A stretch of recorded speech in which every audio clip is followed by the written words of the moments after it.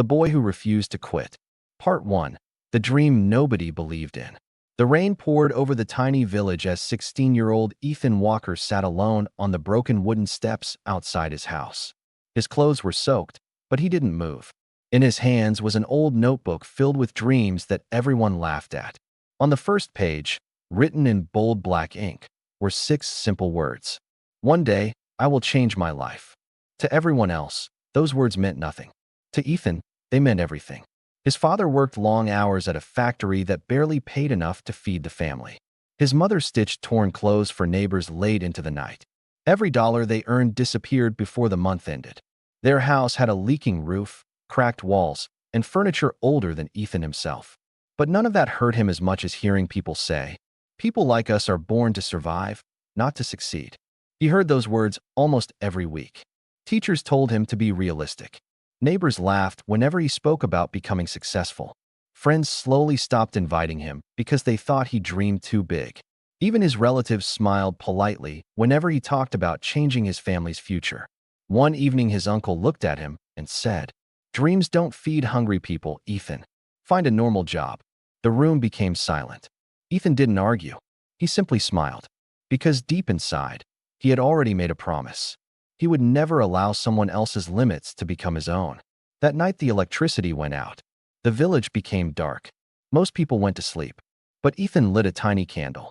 Instead of complaining about the darkness, he opened a borrowed book.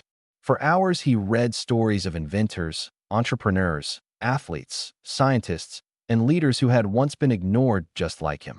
He discovered something surprising. Almost every successful person had one thing in common. They were doubted before they were admired. That realization changed something inside him. He stopped asking, "What if I fail?" Instead, he started asking, "What if I never try?" The next morning, he woke up before sunrise. While everyone else was asleep, he began running through muddy roads. Not because he wanted to become an athlete, because he wanted to teach himself discipline. Every morning, run. Every afternoon, study. Every evening, learn one new skill. Every night, write one page about what he learned. There were no cameras. No audience. No applause. Only silent progress. Weeks became months. Months became years. His notebook slowly filled with ideas, lessons, failures, and promises. Whenever life became difficult, he opened the first page. One day, I will change my life. Those 6 words became stronger than fear, stronger than failure, stronger than every insult he had ever heard. Little did Ethan know, the biggest challenge of his life had not even begun. And the decision he would make next would either destroy his dream forever or become the first step toward an extraordinary future. To be continued. The Boy Who Refused to Quit. Part 2. The First Failure. The summer sun rose over the village, but Ethan's determination burned even brighter. For 2 years, he had followed the same routine without missing a single day. Wake up before sunrise. Run. Study. Learn. Write. Repeat. No one noticed his discipline. No one cared. But Ethan knew that every small step was preparing him for something bigger. One afternoon, while helping his father repair an old bicycle, he saw a poster nailed to a tree. National Young Innovators Competition, Grand Prize, $10,000 scholarship. His heart raced. The competition invited students from across the country to present an idea that could solve a real-world problem. Ethan had dozens of ideas written in his notebook. This was his chance. That evening, he told his parents. His mother smiled with hope. His father looked worried. "We don't even have money for the travel," he said quietly. Ethan nodded. "I know." For a moment, the dream seemed impossible. But instead of giving up, Ethan started searching for a way. He spent the next month doing odd jobs. He washed cars, delivered newspapers, carried sacks at the local market, repaired old bicycles. Every dollar he earned went into a small glass jar hidden beneath his bed. People laughed again. "Working this hard for a competition you'll never win. You'll be back in this village next week." Ethan never answered. He simply worked harder. Finally, after weeks of saving, he had just enough money to register and travel to the city. It was the first time he had ever left his village. The buildings looked enormous. The roads were crowded. Everything felt faster than the quiet life he had always known. When he entered the competition hall, his confidence disappeared. Students from expensive schools stood beside polished projects built with advanced technology. Some had laptops. Some had professional models. Some even had teams helping them. Ethan carried nothing but a handmade wooden prototype and a notebook filled with sketches. For a second, he wanted to turn around. A voice inside whispered, "You don't belong here." Then another voice answered, "Neither did the people who changed the world, until they proved everyone wrong." He took a deep breath. The competition began. One by one, participants presented their ideas. When Ethan's turn came, his hands trembled. His voice shook. Halfway through his presentation, he forgot part of his speech. A few people in the audience laughed. His face turned red. He stumbled over his words. By the time he finished, he already knew the result. Hours later, the winners were announced. His name was never called. The applause echoed through the hall as others celebrated. Ethan quietly packed his project. Outside the building, rain began to fall. It felt just like the night he had written his first dream.